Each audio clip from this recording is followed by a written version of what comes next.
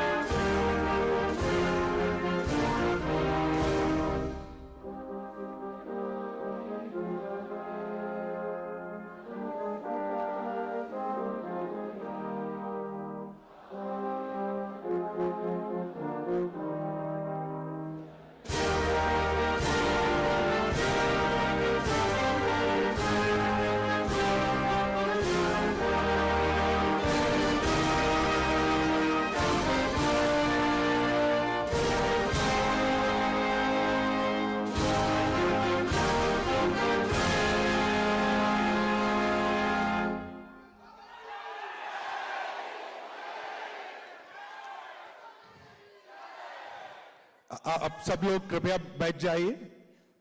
Please take your seats. 2 minute का स्वागत. Dutch का नहीं होता है. नहीं सर, हिंदी में करते हैं.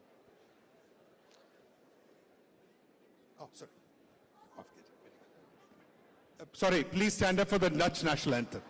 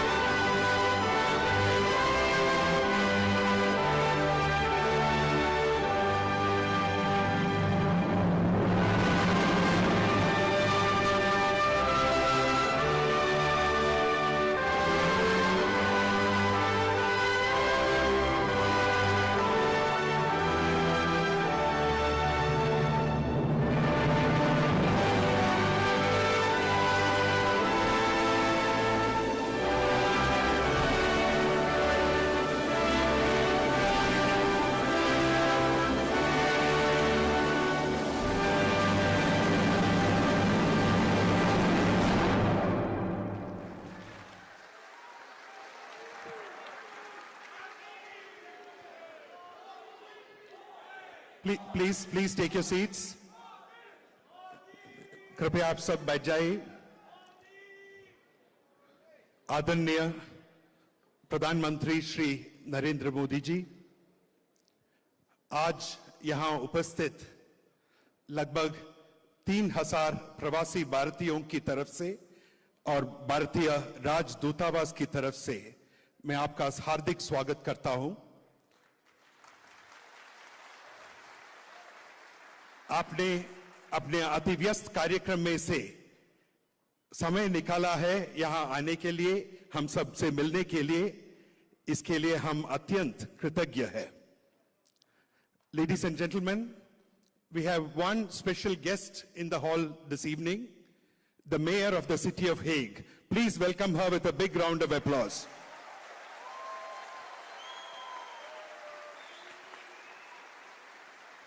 Sir, जब से आपके नेदरलैंड्स आने का समाचार प्राप्त हुआ, तब से यहां के प्रवासी भारतीयों में उत्साह, उमंग और आनंद अभिभूत है। जिस तरह आप देश को उन्नति के शिखरों पर पहुंचाने के लिए दिन रात मेहनत कर रहे हैं, समर्पित है, उससे यहां के प्रवासी भारतीय अत्यंत प्रेरित है। भाइयों और बहनों, बहुत कम समय में आपने हमारा निमंत्रण स्वीकार किया। इतने अधिक संख्या में यहां आए हुए हैं हमारे पूज्य प्रधानमंत्री जी को स्वागत करने के लिए, उनका संदेश सुनने के लिए। आप सबको मैं हृदय से आभार प्रकट करता हूं। आने वाले दिनों में प्रधानमंत्री जी के सपनों को साकार करने के लिए, भारत और नेदरलैंड्स की मैत्री बढ़ाने के लिए हम सबको हर संभव प्रयास करना पड़ेगा। राजदूतावास आपके हर कोशिश में, हर कदम आपके साथ रहेगी। मेरी बातों को समाप्त करते हुए मैं माननीय प्रधानमंत्री जी को सादर निमंत्रित करता हूं कि वो ये सभा को संबोधित करें।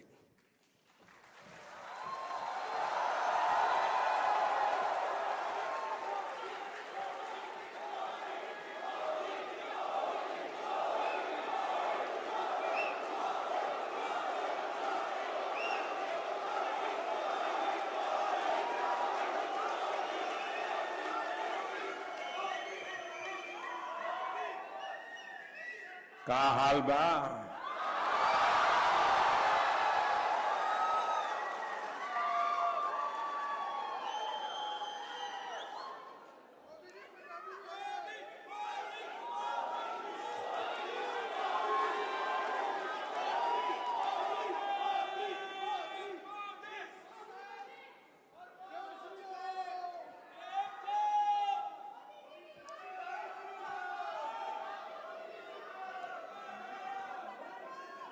नेदरलैंड के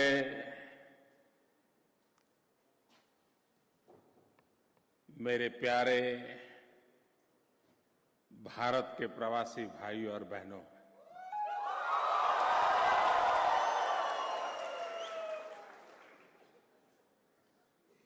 मैं यहां के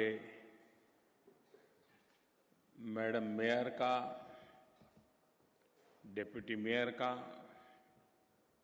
हृदय से आभार व्यक्त करता हूं कि उन्होंने मेरा स्वागत सम्मान किया और स्वयं इस कार्यक्रम में उपस्थित है। मैं उनका आभार व्यक्त करता हूं। ये जो गूंज आपके चारों तरफ सुनाई दे रही है, जो उत्साह उमंग दिखाई दे रहा है, जो लोग भारत में टीवी पर इसे देखते होंगे उन्हें जरूर आश्चर्य होता होगा कि छोटे से हेग में भी भारतीयों का इतना दम है।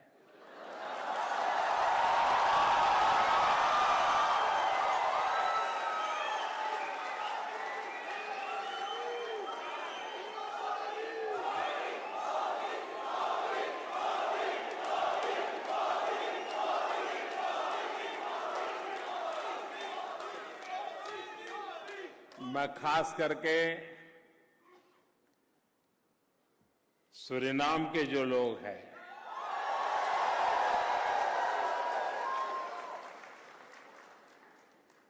उनका मैं विशेष रूप से अभिनंदन करना चाहता हूं।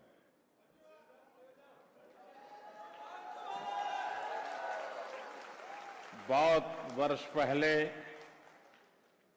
मुझे सूरीनाम जाने का सौभाग्य मिला था।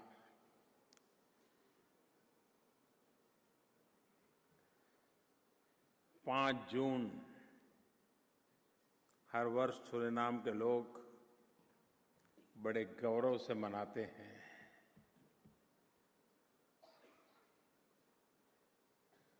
दुनिया में जहां जहां भारतवासी गए हैं,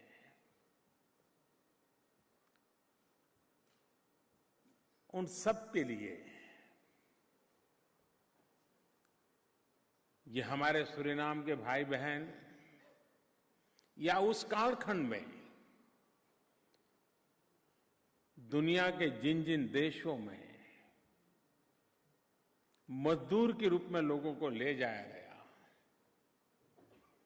चाहे मॉरिशस हो, चाहे सूरीनाम हो, गयाना हो। 150 साल हो गए, 4-4 पीढ़ियां बीत गई, लेकिन आज भी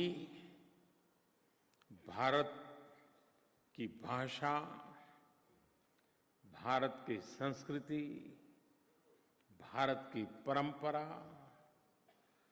उसको ऐसे उन्होंने बरकरार रखा है।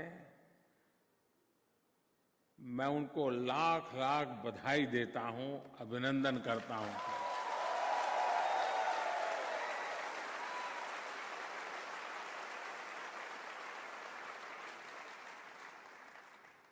और हमें हमारे उन पूर्वजों को नमन करना चाहिए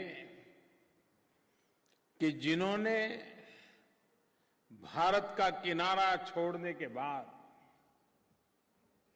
कभी भारत की ओर देखने का मौका नहीं मिला, लेकिन अपने साथ जिस भारतीयता को लेके गए, आज चौथी, पांचवी पीढ़ी, छठवीं पीढ़ी होगी, वैसे परिवार के अंदर उसको बरकरार रखा।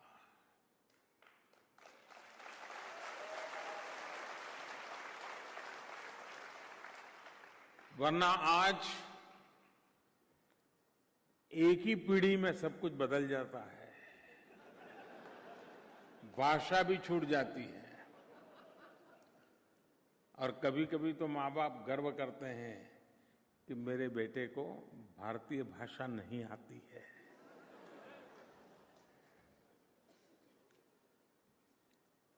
इन चीजों से अपनी जड़ों के साथ जुड़ने से एक ताकत प्राप्त होती है। लोहे का गोला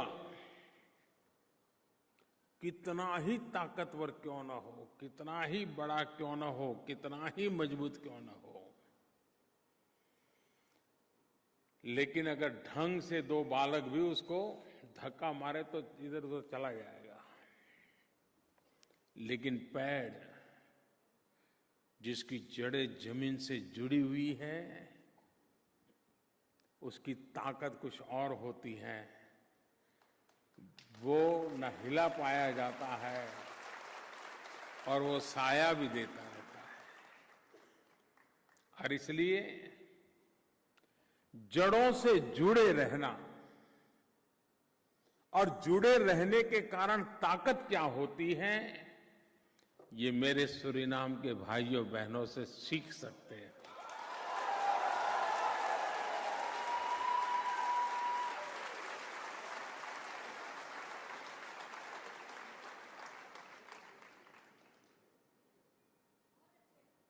उसी प्रकार से आप में से बहुत लोग होंगे जिन्होंने अभी भी हिंदुस्तान नहीं देखा होगा। आप में से कई ऐसे होंगे जिनके पहले उनके दादा परदादा जब हिंदुस्तान छोड़ के आए, वो कहां से आए, किस गांव के से, क्या था, रिश्तेदार कौन थे, कुछ पता नहीं होगा। लेकिन उसके बाद भी दिल में हिंदुस्तान आज भी मौजूद है।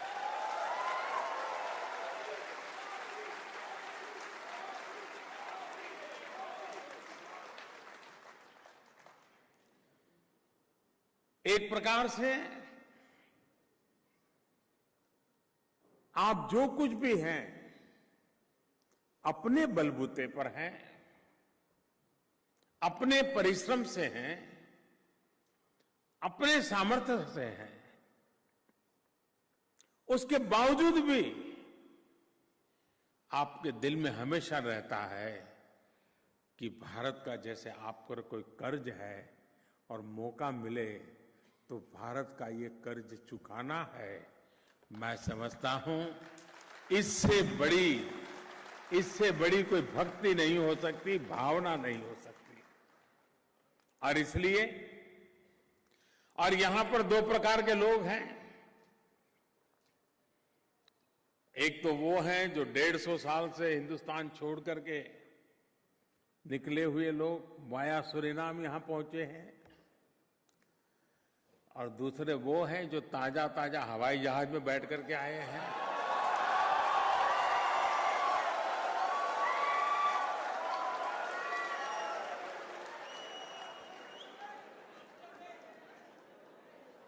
जो अभी अभी आए हैं, मैं उनसे कहना चाहता हूं,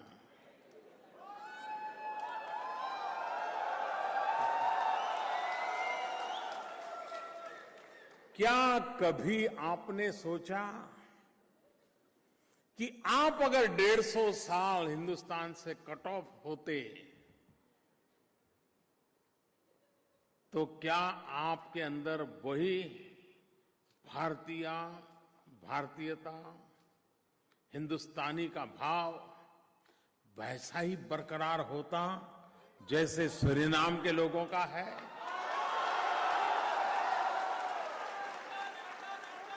और इसलिए मैं चाहूंगा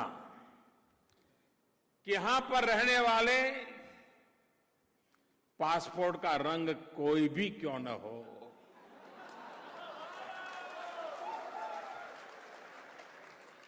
पासपोर्ट के रंग बदलने से खून के रिश्ते नहीं बदलते।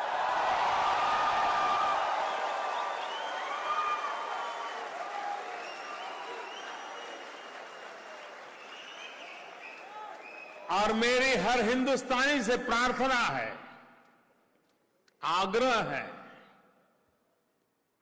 कि पासपोर्ट के रंग के आधार पर रिश्ते नाते न जोड़ें। पासपोर्ट का रंग कुछ भी क्यों न हो, उसके और मेरे पूर्वज एक है। जिस धरती की पूजा वो करता है, उस धरती की पूजा मैं करता हूं। उसकी जिंदगी की वो मुसीबत रही कि 150 साल पहले उसे देश छोड़ के जाना पड़ा। मैं भाग्यवान हूं कि मैं अब भी मेरे देश की जड़ों से जुड़ा हुआ हूं। मेरा ज्यादा कर्तव्य बनता है कि मैं सूरीनाम वालों को गले लगाऊं, हम एक बन करके रहे, हम साथ मिलकर के कार्यक्रम करें। अब हमारे बीच में जरा सा भी दूरी नहीं होनी चाहिए। हो सकता है जो अभी अभी आए हैं, उनको शायद हिंदी बोलने में तकलीफ होती होगी, सूरीनाम वालों को नहीं होती है।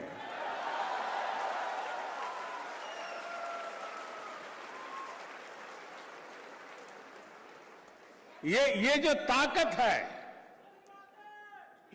ताकत है उसको पहचानिए। पूरे यूरोप में नीदरलैंड वो देश है जहां सेकंड लार्जेस्ट इंडियन डायस्पोरा है।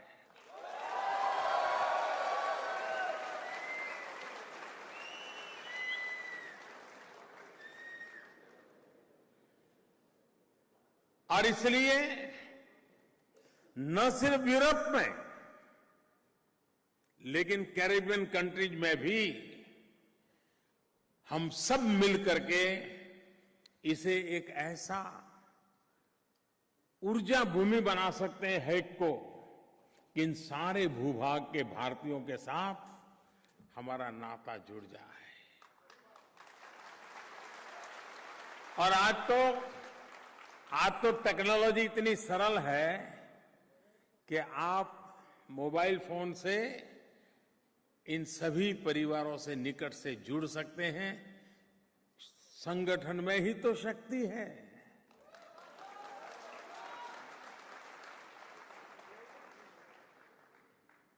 और इसलिए, और मैंने देखा आपकी ताकत। मेरा कार्यक्रम तो अभी अचानक बना है, कोई ज्यादा तैयारी करने का मौका नहीं मिला। पिछले 2-4 दिन में ही शायद आपको खबर मिली और इतनी बड़ी मात्रा में आप लोग पहुंच गए।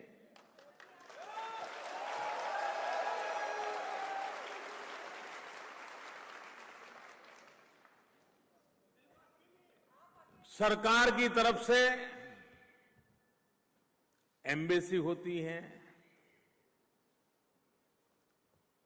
एम्बेसेडर होते हैं, बाबू लोग होते हैं, लेकिन आपको पता है उनको राजदूत कहते हैं।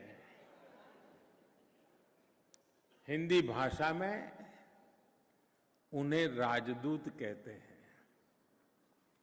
लेकिन यहां आप सब राष्ट्रदूत है।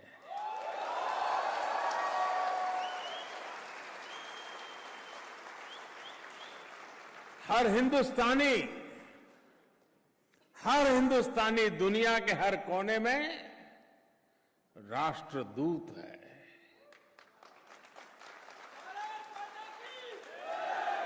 हमारे देश की उन अच्छाइयों से विश्व को परिचित कराना, जब विश्व को पता चलता है कि भारत ऐसा देश है जहां दुनिया के सभी संप्रदाय हैं,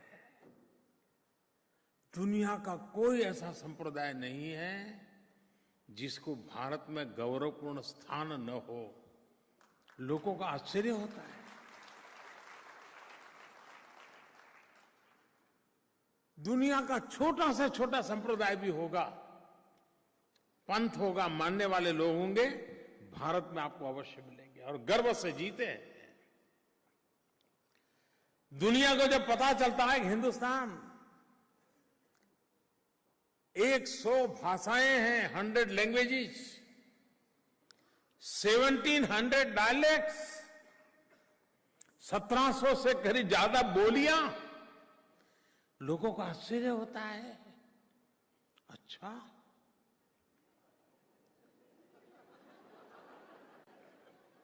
हमें तो यूरोप में देश बदलता, भाषा बदलता हो तो दिक्कत हो जाती है, आप 100 भाषाओं के बीच कैसे जी रहे हो?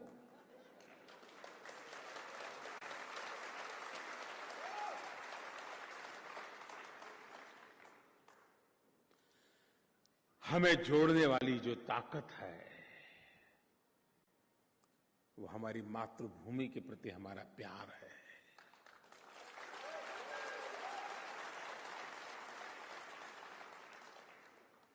उस धरती के प्रति त्याग और तपस्या के प्रति, इतिहास के प्रति, संस्कृति के प्रति, परंपराओं के प्रति हमारा लगाव है।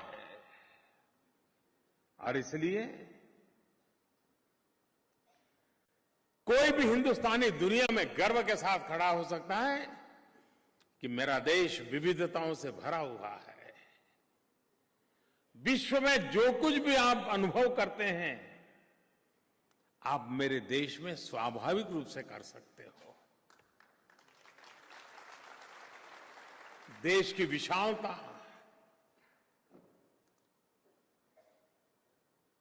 जब दुनिया के लीडर से मैं मिलता हूं और मैं 125 करोड़ देशवासियों का सरकार का प्रधानमंत्री हूं, तो मेरे सामने देखते रहते हैं। उनको लगता है हम छोटे से देश को चलाने में हमारी इतनी दिक्कत होती है, आप कैसे चलाते हो?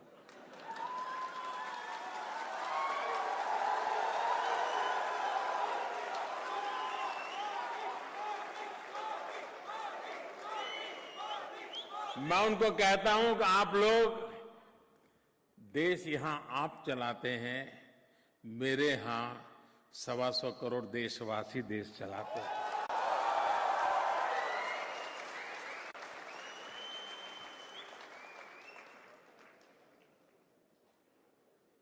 लोकतंत्र की यही ताकत है। भारत के अंदर विशेष रूप से जब से मुझे सरकार में सेवा करने का मौका मिला है, हमने एक सबसे बड़ा प्रयास ये किया है कि जन भागीदारी से देश के हर काम में जन भागीदारी को प्राथमिकता देना। सब कुछ सरकार करेगी, सारी समस्याओं का समाधान सरकार के पास ही है। भगवान ने बुद्धि बांटने निकले तो सारे सरकार वालों को ही बुद्धि मिली थी। ये सोच से हम बाहर निकल आ चुके हैं और हमारी कोशिश ये है कि जन भागीदारी से देश कई गुना प्रगति कर सकता है, तेज गति से प्रगति कर सकता है। अगर सरकार तय करते हम टॉयलेट बनाएंगे, खुले में शौच जाना बंद करवाएंगे, स्कूलों में बच्चियों के लिए शौचालय बनाएंगे, ये कार्यक्रम तो पहले भी चलते थे, लेकिन वो कार्यक्रम सरकार चलाती थी। हमने आकर के कहा लोग इसको उठा लें, और आपको जानकर के खुशी होगी कि स्कूलों के अंदर 1 साल के भीतर भीतर बालिकाओं के लिए अलग शौचालय बनाने का काम, बालकों के लिए अलग शौचालय बनाने का काम लोगों ने पूरा कर दिया।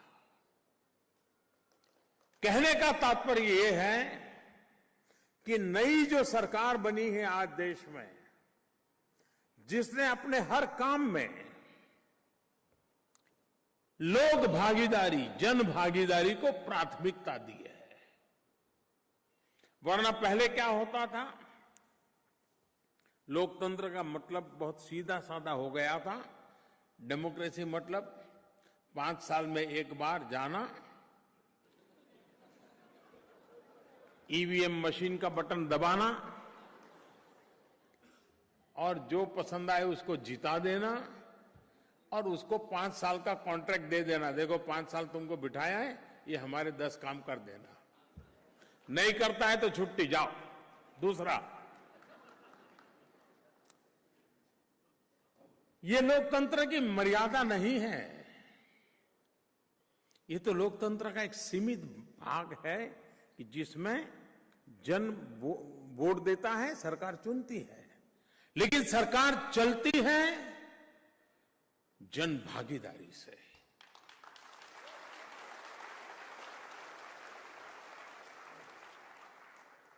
हमारे यहां कभी कोई नेचुरल कैलेमिटी आ जाए तो हम सब ने अनुभव किया है कि सरकारी तंत्र की ताकत बहुत छोटी पड़ जाती है, लेकिन लोग, सामाजिक संस्थाएं, धार्मिक संस्थाएं ऐसे फूड पैकेट, डिकना, फलाना लेकर के निकल पड़ते हैं।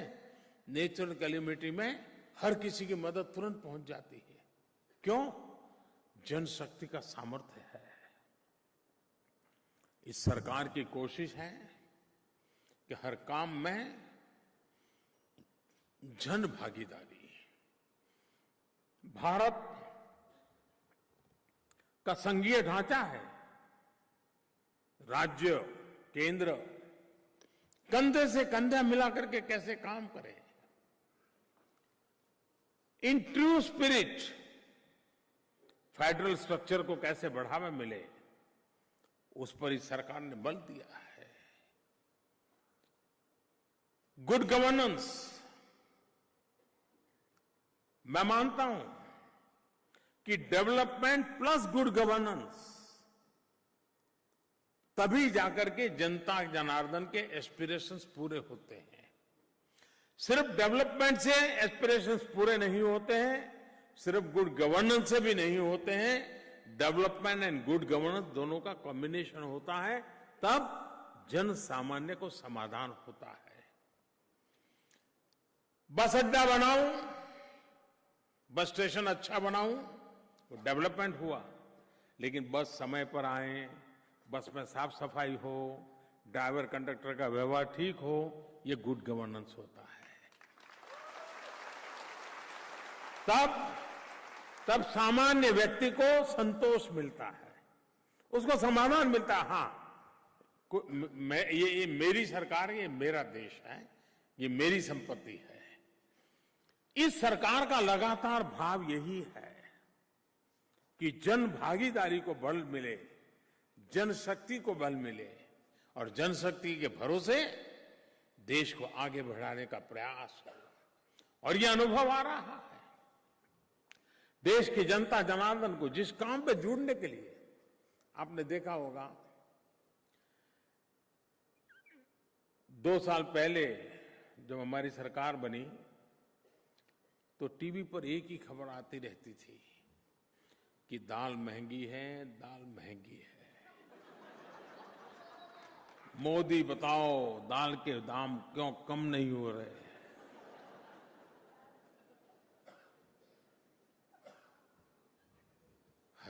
जहां भी जाओ बस यही बात है। अब दाल के भाव इतने कम हो गए कोई पूछता ही नहीं है।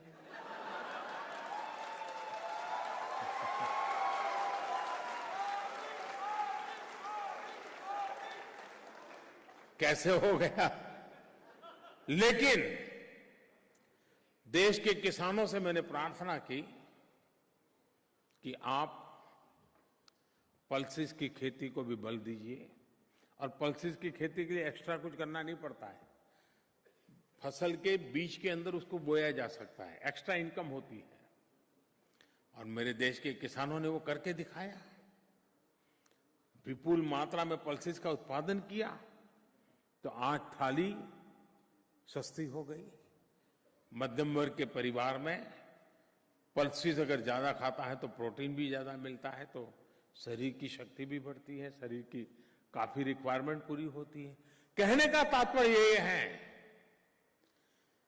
कि सरकारी प्रयत्नों से ज्यादा जन सामान्य का सामर्थ्य ये बहुत बड़ा रोल प्ले करता है।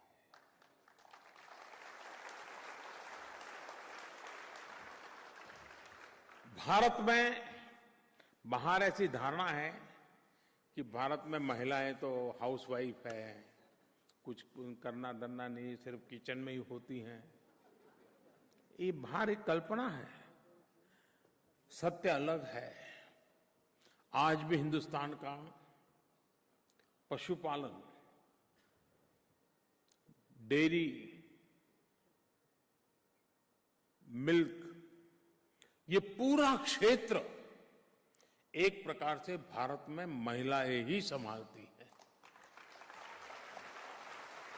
पुरुष का बहुत कम योगदान है। कृषि में भी महिलाओं की भागीदारी बहुत बड़ी होती है, वे फिजिकली कंट्रीब्यूट करती है। लेकिन हमारी सामाजिक रचना ऐसी है कि उसको रुपये पैसे तराजू में तोला नहीं जाता है। इसका मतलब ये नहीं कि भारत की आर्थिक विकास की यात्रा में महिलाओं की भूमिका नहीं है। महिलाओं की भूमिका है, महिलाओं में पोटेंशियल भी है। और इसलिए हमारी सरकार ने 50% जो जनसंख्या है उसको भारत की विकास यात्रा का एक प्रमुख हिस्सा बनाने की दिशा में बीड़ा उठाया है। Empowerment of women,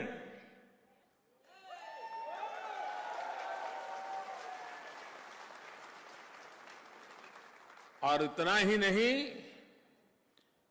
women lead development.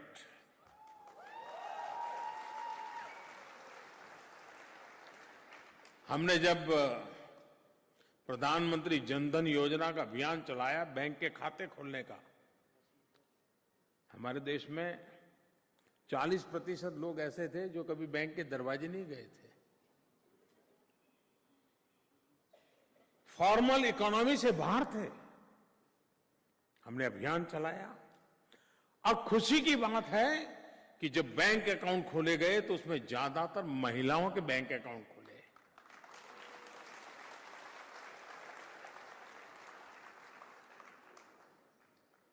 महिलाओं को लगने लगा हाँ, मैं भी कुछ आर्थिक व्यवस्था का हिस्सा हूं। अभी हमने एक योजना बनाई, मुद्रा योजना। मुद्रा योजना से हमने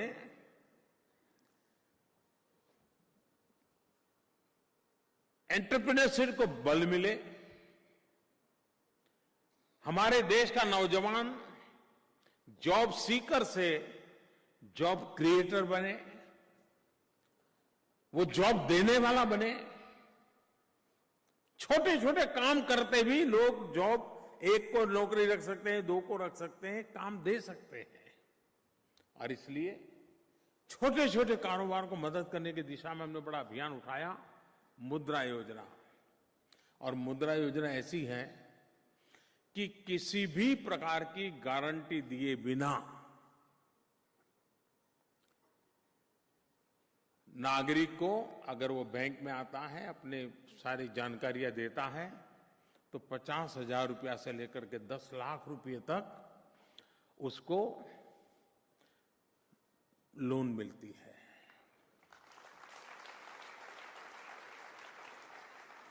करीब 7 करोड़ लोगों ने इसका फायदा उठाया, 7 करोड़ लोगों ने, और करीब 3 लाख करोड़ रुपए से ज्यादा रकम इन लोगों को मिली। किसी को 50,000, किसी को 55,000, किसी को 80,000, किसी को लाख। और आपको जानकर के खुशी होगी कि ये मुद्रा योजना का लाभ लेने वाले में 70% महिलाएं हैं, 70% महिलाएं।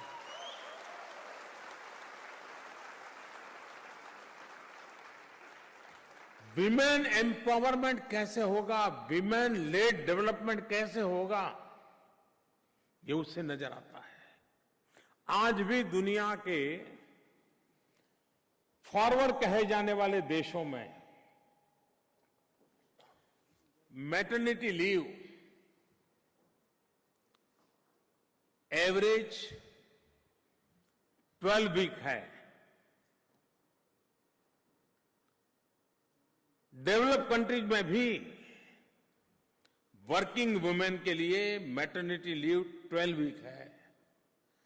भारत एक ऐसा देश है जिसने इसी पार्लियामेंट में कानून बनाया और अब वर्किंग वुमेन को 26 वीक का मैटरनिटी लीव दिया जाता है।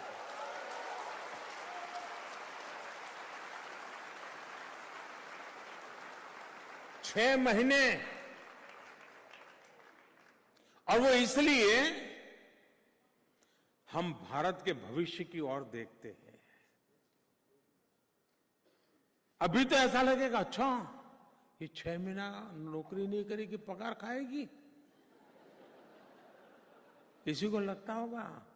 लेकिन वो 6 महीने उस बालक की परवरिश करती है जो मेरे देश के आने वाले कल है।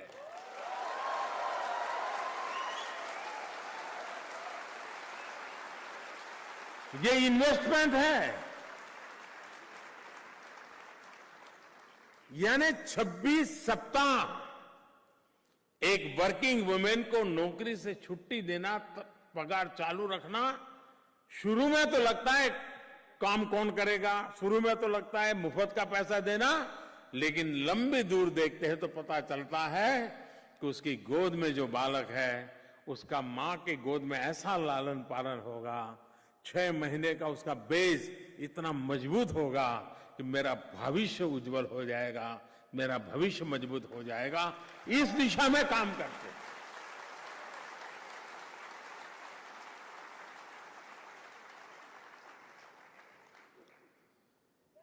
जब अमेरिका के राष्ट्रपति, पूर्व राष्ट्रपति श्रीमान ओबामा 26 जनवरी को प्रजासत्ताक पर्व के लिए भारत आए थे, अब जब गार्ड ऑफ ऑनर दिया गया उनको, तो फौज की तीनों पंख, आर्मी, नेवी, एयरफोर्स,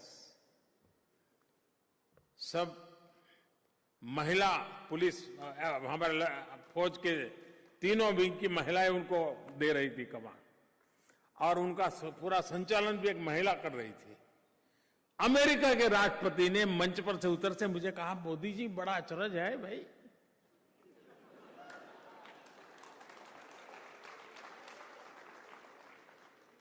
ये है हिंदुस्तान में। मैंने कहा अभी तो आज शुरुआत है,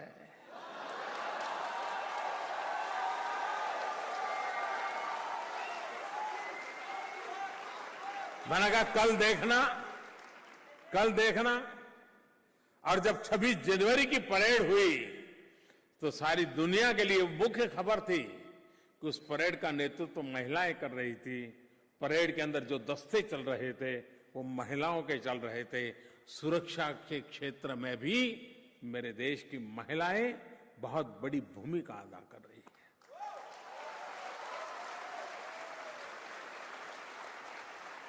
दिल्ली में अगर आप जाएं या देश के अन्य कई राज्य हैं जाएंगे जहां पर पुलिस में 33% महिला पुलिस को लिए रिजर्व किया गया है और सुरक्षा की जिम्मेवारी भी ये एम्पावर्ड महिलाएं हमारी करेगी, उस दिशा में हम काम कर रहे हैं।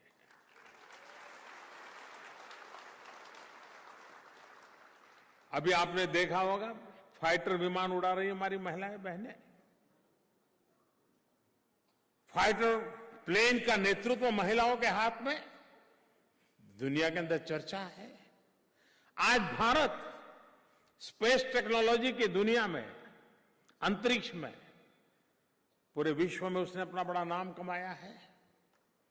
अभी पिछले सप्ताह एक साथ 30 नैनो सैटेलाइट छोड़ने का काम सफलतापूर्वक हमारे यहां हुआ।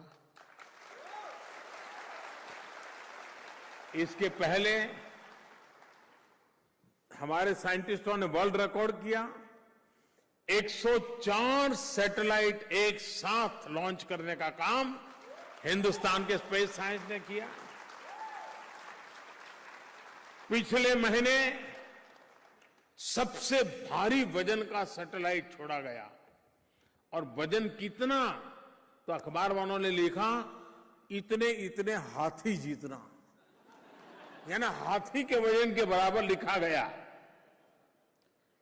आपको जानकर के खुशी होगी, इस पूरी स्पेस की दुनिया में काम करने में 3 प्रमुख वैज्ञानिक महिलाएं हैं जो इस काम को कर रही हैं।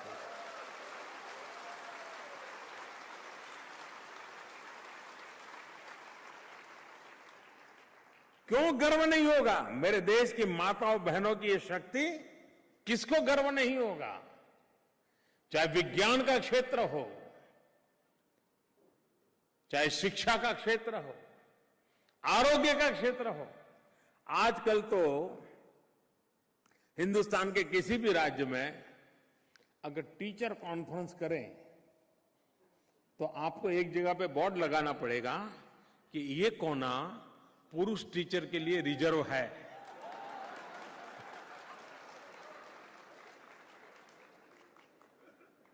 पूरा शिक्षा क्षेत्र का काम आज मेरे देश में माताएं बहनें संभाल रही। Health sector, nursing, paramedical, medical, कहीं पर भी जाइए आपको नजर आएगा कि महिलाएं उस काम को कर रही है। कहने का तात्पर्य ये है कि महिला शक्ति, और खेलकूद में ओलंपिक में कौन मेडल ले आया? सारे मेडल लाने वाली हमारी बेटियां थी।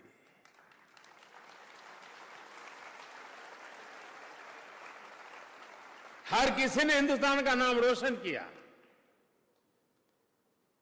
इतना ही नहीं, शारीरिक रूप से जिनको तकलीफ है, पैरा ओलंपिक, उसमें भी हिंदुस्तान के तिरंगे झंडे को ऊपर करने का काम हमारी महिला खिलाड़ियों ने किया है। एक ऐसी सरकार है दिल्ली में जिसके दिलो दिमाग में भारत के विकास की यात्रा में भारत की 50% जनसंख्या वो ताकतवर कैसे बने, एम्पावरमेंट कैसे हो, विमेन लेड डेवलपमेंट कैसे हो, भारत की आर्थिक विकास की यात्रा के अंदर उसकी इक्वल पार्टनरशिप कैसे हो, एक के बाद एक कदम उठा रहे हैं। और जिसका परिणाम है कि आज मेरे देश की नारी शक्ति भारत के झंडे को ऊंचा कर उठाने में बहुत बड़ी अहम भूमिका अदा कर रही है।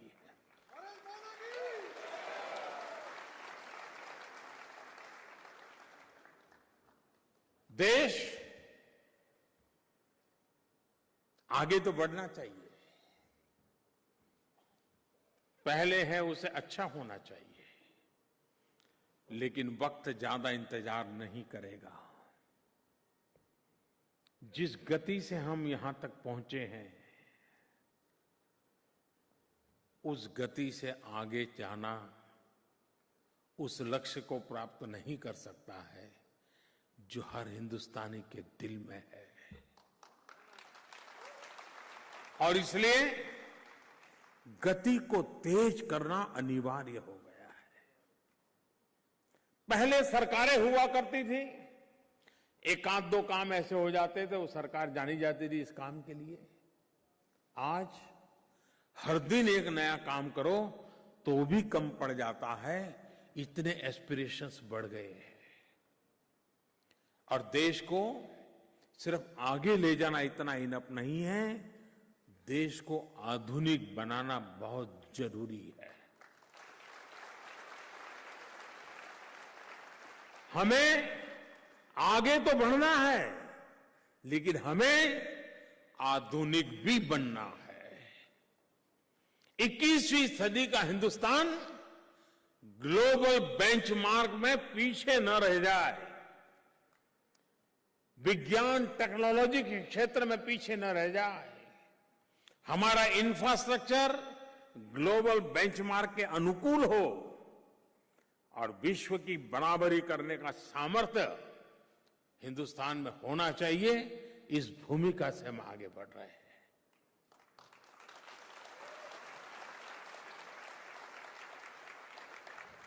आज हेल्थ कॉन्शियसनेस का माहौल है, एनवायरनमेंट की चिंता है। हर किसी को लगता है भाई सांस ले तो अच्छी सांस मिले, पानी पिए तो अच्छा मिले, खाना खाए तो अच्छा मिले। बहुत स्वाभाविक कॉन्शियसनेस आया है।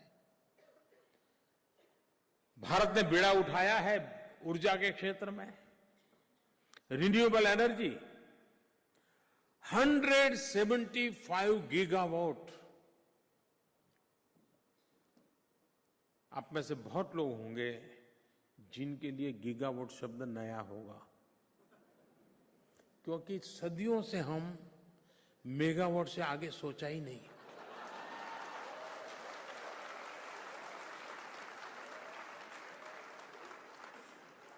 मेगावाट यानी हमारा अल्टीमेट था। 175 गीगावाट रिन्यूएबल एनर्जी का हमारा लक्ष्य है। सोलर एनर्जी हमारे देश की ऊर्जा की आवश्यकताओं में कैसे रोल करे, wind energy, nuclear energy, biomass energy, एक बहुत बड़ा बदलाव जो एनवायरनमेंट को पॉजिटिव इंपैक्ट पैदा करे, उस दिशा में तेज गति से काम आगे बढ़ रहा है। और आज स्थिति ऐसी है कि कोयले से उत्पादन होने वाली बिजली से सोलर एनर्जी सस्ती हो जाए, यहां तक स्पर्धा आगे बढ़ी है। आप भविष्य कल्पना कर सकते हैं, अगर पूरी व्यवस्था सोलर एनर्जी द्वारा चलती होगी तो इकोनॉमी में कितना बड़ा बदलाव आएगा। देश को आज खाड़ी के देशों से जो तेल आयात करना पड़ता है, उस आयात में कितनी बड़ी कटौती आएगी, देश कितना आत्मनिर्भर बनेगा। और उसलिए जो सूर्य शक्ति, ये सूरज, मैं प्रधानमंत्री बना उसके बाद आया है क्या? पहले था कि नहीं था? था कि नहीं था? मुझे दिखता था, उनको नहीं दिखता था।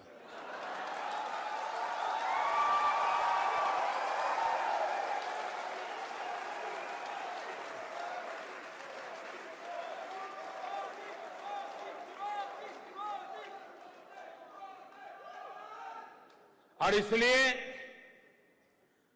पूरा जीवन को आधुनिक बनाने की दिशा में ये हमारी पहल है। डिजिटल इंडिया,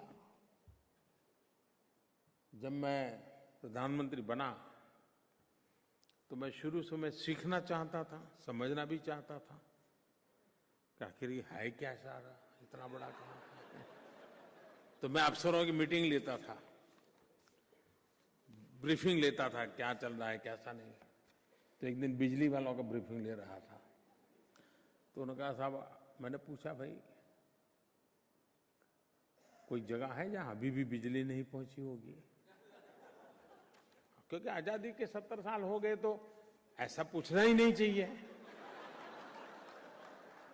तो मैं थोड़ा डरते डरते पूछ लिया कि भाई कहीं कोई ऐसा तो नहीं है ना कहीं दूर भी बिजली तो मैं हैरान हो गया। उन्होंने कहा साहब 18,000 गांव ऐसे हैं जहां अभी बिजली नहीं पहुंची है।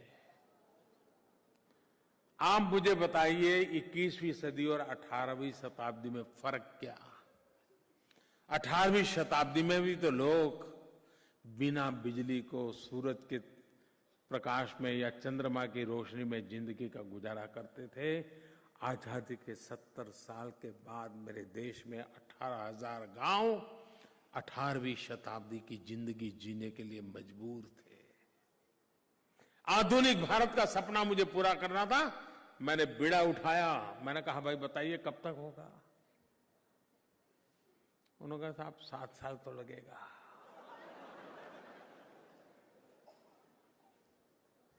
उनकी ये हिम्मत ही मेरे लिए हैरानगी थी। आराम से कह दिया 7 साल लगेगा। मैंने कहा भाई जल्दी करना चाहिए, ऐसा क्यों करते हो, क्यों सोचते हो, जरा समझा रहा था। आखिरकार एक दिन मैंने लाल किले पर से 15 अगस्त को बोल दिया 1000 दिन के अंदर हम 18,000 गांव में बिजली पहुंचा देंगे। अभी 1000 दिन हुए नहीं, करीब 13-14 हजार गांवों में बिजली पहुंच गई भाइयों बहनों, क्योंकि मुझे आधुनिक भारत बनाना है। और बाकी जो गांव बाकी है उसका काम भी बहुत तेजी से चल रहा है। भारत में 2.5 लाख पंचायतें हैं, 6 लाख गांव हैं, पंचायतें हैं। आप मुझे बताइए क्या आप 1 घंटा भी मोबाइल के बिना जी सकते हो क्या? जी सकते हो क्या? परेशानी हो जाती है ना। अगर ये हक आपको है तो हिंदुस्तान के हर गरीब को है कि नहीं है? गांव को है कि नहीं है? भाइयों बहनों, हमने डिजिटल इंडिया का मिशन उठाया है। उन 2.5 लाख पंचायतें जहां पर ऑप्टिकल फाइबर नेटवर्क का काम चल रहा है, तेज गति से काम चल रहा है, और आने वाले कुछ ही समय में इन 2.5 लाख गांवों तक डिजिटल व्यवस्था करने के लिए ऑप्टिकल फाइबर नेटवर्क खड़ा कर करके आधुनिक से आधुनिक व्यवस्था ट्रांसमिशन की, और उसके कारण लॉन्ग डिस्टेंस एजुकेशन संभव होगा, टेली मेडिसिन संभव होगा। जो सुविधाएं शहर में उपलब्ध है वो ज्ञान की सुविधाएं गांव को भी उपलब्ध हो, उस दिशा में काम करने की दिशा में हम प्रयास करते हैं। यानी भारत आगे बढ़े लेकिन भारत आधुनिक बने, उन चीजों को बल देकर के हम काम कर रहे हैं और उस काम की दिशा में प्रयास चल रहा है। भाइयों बहनों, अनेक विविध बातें हैं। आप जरूर भारत के लिए रुचि रखते होंगे, लेकिन मैं आपसे आग्रह करता हूं, इतनी बड़ी संख्या में नेदरलैंड में आप लोग रहते हैं, सूरीनाम से आए हैं, डच सिटीजन है, क्या तकलीफ है आपको ओसीआई कार्ड निकालने में?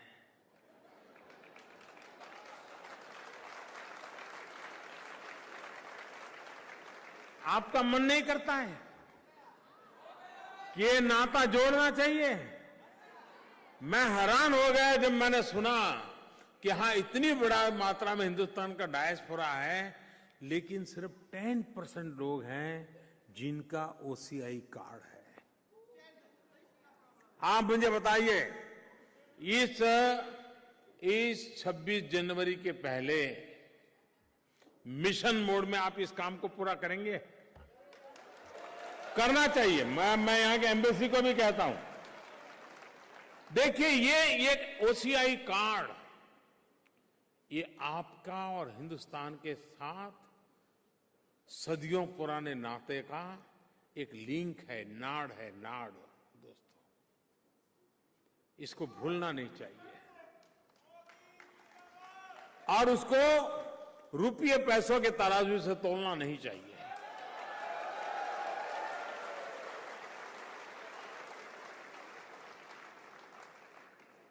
जो भी देना पड़े देकर के भी ओसी का एक कार्ड, ये मेरे लिए, मैं कल 2 दिन पहले पोर्चुगल में था, वहां के प्रधानमंत्री पब्लिकली अपना ओसीआई कार्ड दिखा रहे थे। बोले मुझे गर्व है कि मेरे पास ओसीआई कार्ड है, मैं मूल भारतीय हूं और मैं आज यहां प्रधानमंत्री हूं। पब्लिक में उन्होंने दिखाया।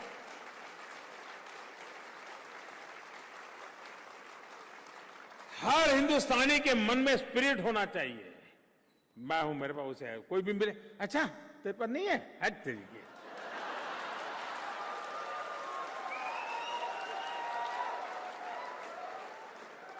ये भाव बनना चाहिए। और मैं चाहूंगा और मैं पूछूंगा हमारे एम्बेसी को, अब नए एम्बेसडर आए हैं,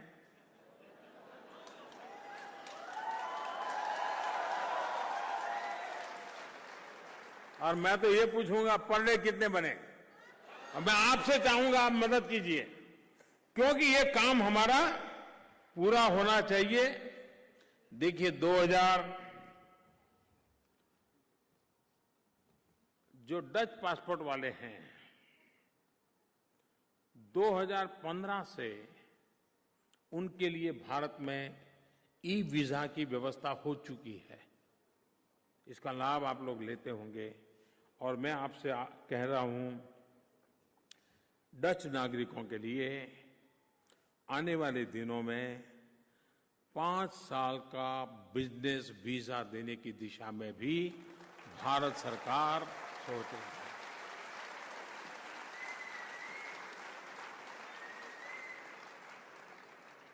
पांच साल का बिजनेस एवं टूरिस्ट वीजा, ये अपने आप में डच नागरिकों को भारत के साथ जोड़ने का एक अहम प्रयास है।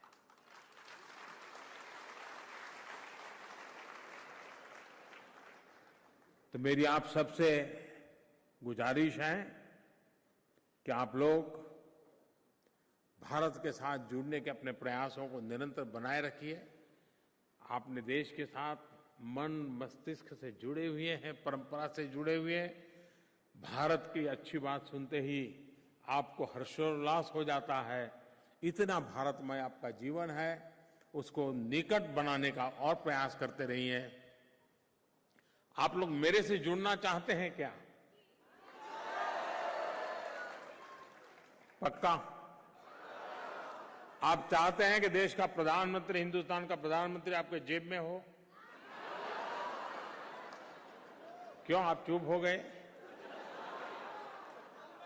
क्यों? क्या हिंदुस्तान का प्रधानमंत्री आपके जेब में हो तो बुरा है क्या?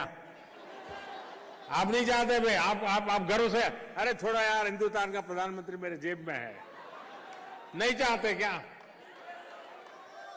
मैं बताता हूं, तरीका है उसका। आप अपने मोबाइल फोन पर नरेंद्र मोदी ऐप डाउनलोड कर दीजिए। मैं 24 घंटे आपकी जेब में उपलब्ध रहूंगा और आपकी हर धड़कन को मैं सुन पाऊंगा। आइए, मेरा और आपका निकट का नाता बनना चाहिए। आपका मुझ पर पूरा अधिकार है। आपके पासपोर्ट के रंग के आधार पर नहीं होगा। आप जिसके दिल से आवाज उठती है भारत माता की जय, उन सबके लिए मेरा जीवन समर्पित है। इसी भावना के साथ आप इतनी बड़ी संख्या में आए, इतने कम समय के होने के बावजूद भी आए। मैं हृदय से आपका बहुत बहुत आभार व्यक्त करता हूं। बहुत बहुत धन्यवाद।